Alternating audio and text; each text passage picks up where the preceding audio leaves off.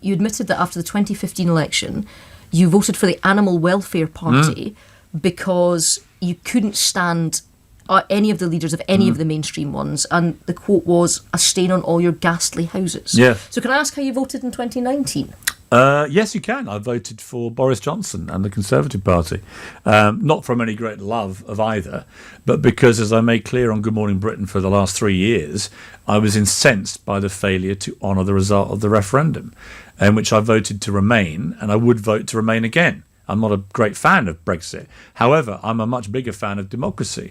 And to me, Boris Johnson was the only major party candidate who was offering to honour democracy and to respect the fact 17.4 million people had voted to leave the European Union. And here we were 3.5 years later, after a concerted effort by Remainers / Remoaners, led by former prime ministers, led by a three-quarters dominant Remain parliament, led by all sorts of factions, and their sole mission was to try and stop the fabled will of the people being respected.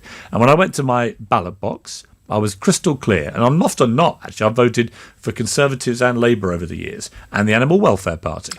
But on this occasion, I was quite clear. I was going to vote for the only candidate outside of the Brexit Party, which was a niche and, to my view, fairly irrelevant part of the election. I was going to vote for the candidate who promised to deliver on the way that people had voted in 2015. So to me, it was, a clear-cut case of democracy being more important than actually any individual personal party.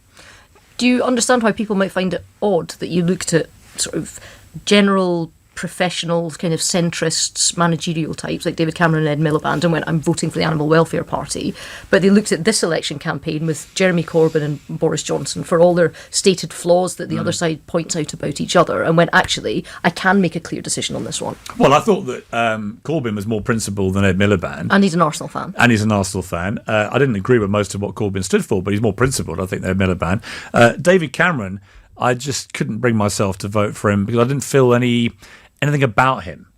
Whereas Boris Johnson has got something about him. He's a very charismatic guy. I've known him a long time. I like him personally. He's got his flaws, but most great leaders have flaws.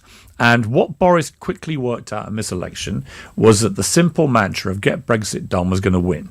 And the fact he got so many working class Labour voters from the north to go to a ballot box and put their cross in for him was astonishing, but didn't surprise me. I used to edit the Daily Mirror. These were my readers that were walking to vote for a posh boy from Eton. And you would never have imagined that could happen. But it happened because, like me, they wanted democracy to be seen to be prevalent and to succeed in that election. And that's what had been ignored by our parliament and by our leaders for the last 3 years.